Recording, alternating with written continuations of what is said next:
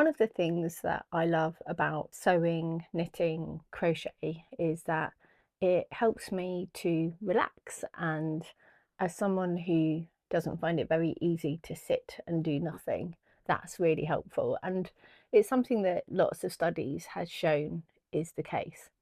But sometimes life can get really busy, and pulling out a project at the end of a crazy day is the last thing that I really want to do. And a few years ago, I worked on a project which showed me just how powerful picking the right project and working on it for just 15 minutes a day can be, and how much benefit it gave me in my everyday life as a mindful project to work on.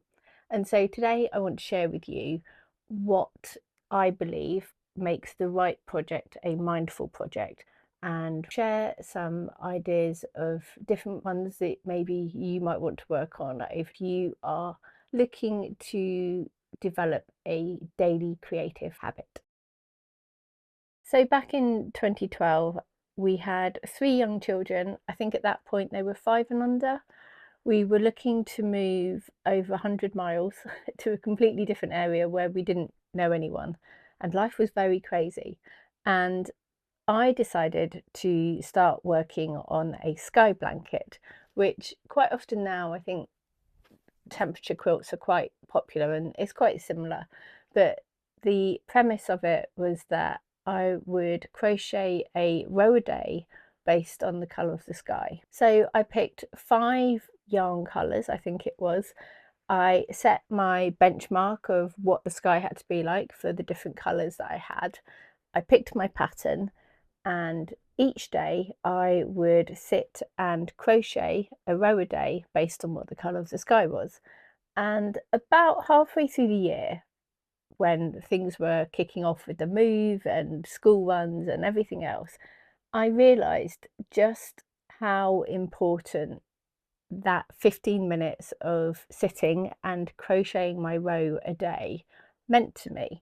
And I think part of what made it so beneficial to me was that some days I felt like I achieved nothing and I would just be chasing my tail. But if I crocheted this one row, which didn't take me that long, it wasn't particularly strenuous, I didn't have to think about what I was doing. It would just give me a sense of satisfaction and achievement for that day.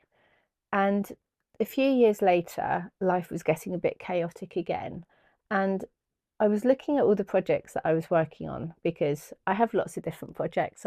Hopefully I'm not the only one. And I like working on big projects. So it could be a quilt, it could be a jumper or a shawl or a scarf or something like that. But when you're working on those, you do a bit, but there's not always a sense of achievement in terms of you have completed a task, you haven't completed a section of it. And so I started thinking about what projects would work best as a mindful project, where the goal is not to finish it within a set period of time, but just to do an element of it each and every day, with the goal that maybe over a whole year you would make a finished item. Because 15 minutes a day over a whole year adds up to nearly 4 days. So if I sat down and dedicated 4 whole days, I could certainly make an entire item. And if I spread that out over a year, I can slowly make an item, and I can stitch moments and memories into that item as I'm going along. And so that was my basis for kind of thinking about mindful stitching and how to make it work for me. So the first thing is to pick a project that is suitable for being broken down into smaller chunks. And for me, things like blankets work really well for this, because if you have a blanket that is made up of smaller squares, it could be knitting, crochet, or quilting like this one, then as long as that square can be made within 15 minutes, you have a finished item at the end of each section of time that you're working on it, and you have something that once it's added together with all of the other blocks will make a bigger object that can be a memory of that year. And the other thing with these projects as well is that I think they need to be not too tricky.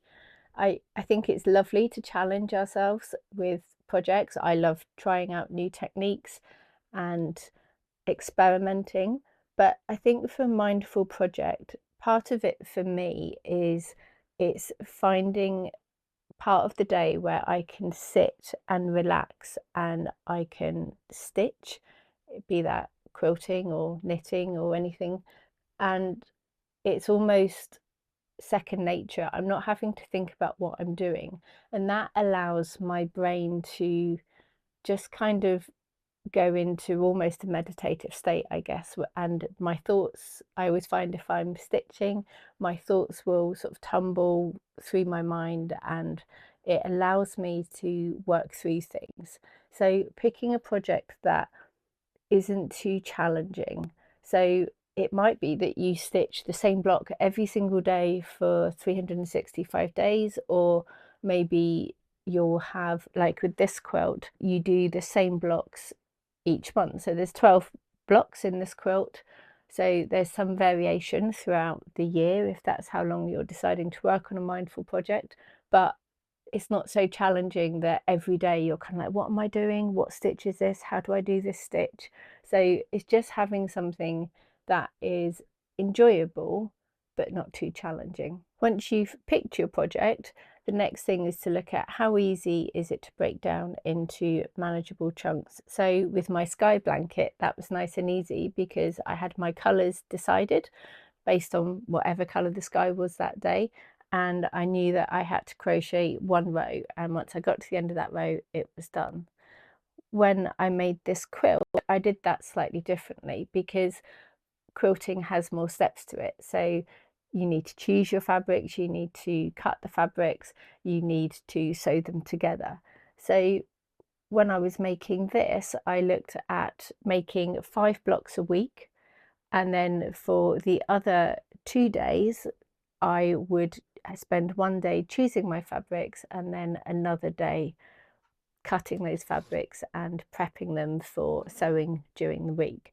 And I think that's the other element of mindful quilts, which I love, which is it's much more about enjoying the process. I think it's so easy in everyday life to rush towards the end and, make it as quickly as possible. But I think it's so lovely to take time, and I hand piece this, but I think with stitching slowly, it gives you much more opportunity to take in what fabrics you're using, how they feel between your fingers, what patterns are on them, and some blocks might sing to you more than to others. And so I think taking that time, breaking that project down into a way that is manageable so that you can work on it is just a lovely way of making something much bigger.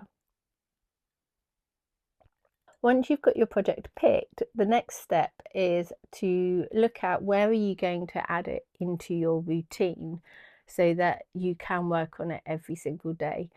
And uh, I think this will vary for everyone and it can change as well. When I made my sky blanket, because I had young children, I had one at school, two at home. And so I would sit down and do my crochet after lunch because I knew that the kids had been fed. They would sit and maybe watch a bit of TV, and I would sit there with my cup of tea and I would crochet my row for that day. But when I was doing this quilt, which was in 2020, I had kids at school. And so that would be very different. And so that would be, I would drop all the kids off at school, I would come home, have a cup of tea, and sit and do my stitches then, or sometimes I would do it in the evening.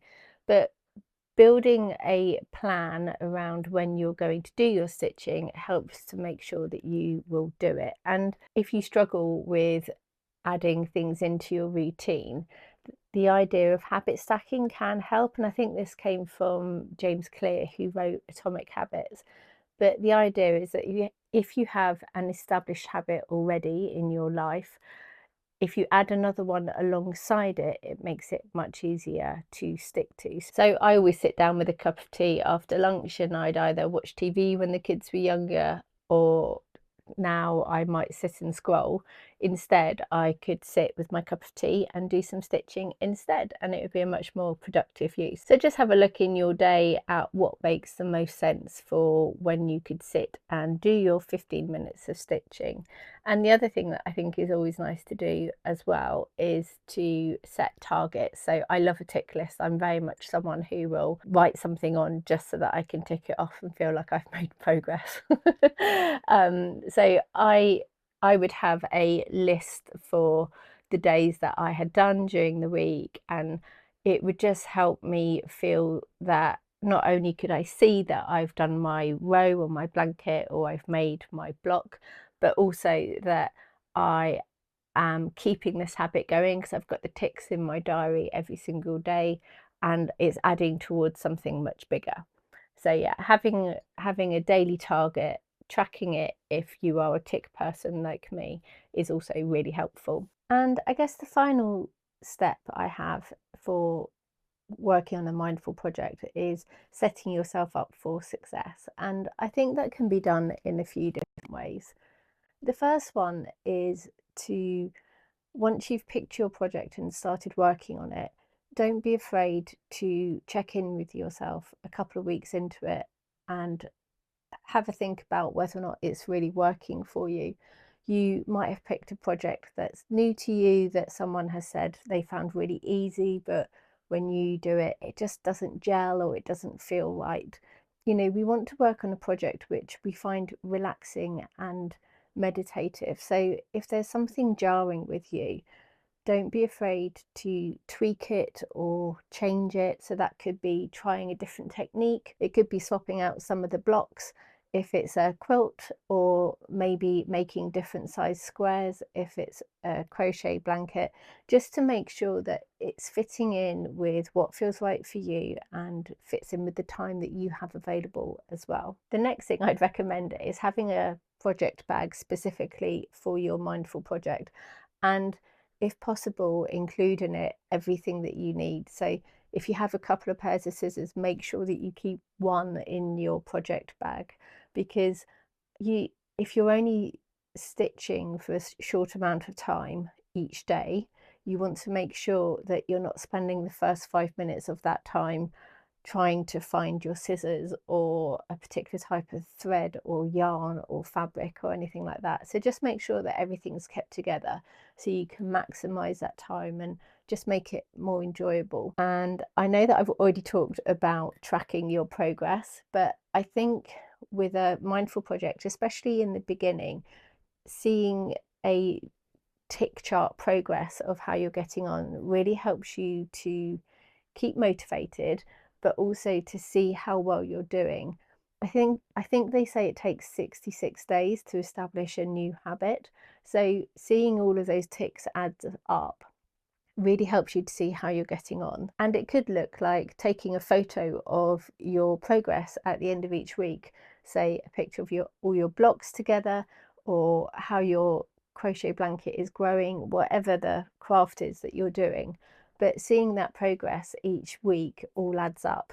I know that when I made this quilt, at the end of each month I would take a picture of my blocks, and it helped me with choosing my fabrics in later months, but it also helped to keep me motivated with how well I was getting on and the progress that I was making. And then my final tip for success with your mindful project is to make sure you have a plan B, because life will happen and there will be days where, try as hard as you might, you won't get to pull your project out and sit down and have your 15 minutes of calm.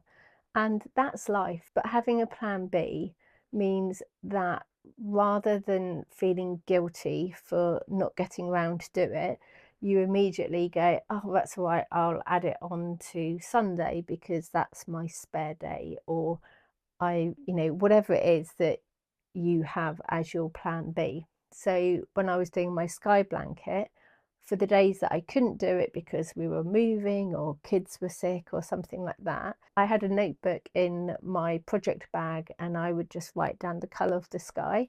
And on the days where I had extra time, I would just spend a bit longer crocheting and catching up. With this quilt, my target for creativity was choosing my fabrics on the Saturday, cutting them out on the Sunday, and then making blocks Monday through to Friday.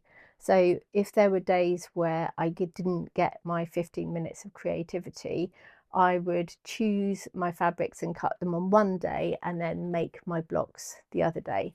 So just have a plan B, and it just helps to make sure that your project doesn't end up as a whip in the corner and never to be seen again. And it just helps you to keep going and keep momentum. And that's everything that I've learned in the last few years about doing a mindful project. I actually don't have one on at the moment, and I am missing it. I can feel myself getting antsy at the end of the day because I'm doing lots of bigger projects, but I haven't got a project where I can do a small element and it's completed and I've got that satisfaction. And I did actually have an idea for a knitted one, which I've never done knit design before, but I might have a play because it's kind of a mishmash of knitting and quilting. So I might have a play with that over the weekend and see how it goes. But I'll share some links below for projects that I found to be helpful.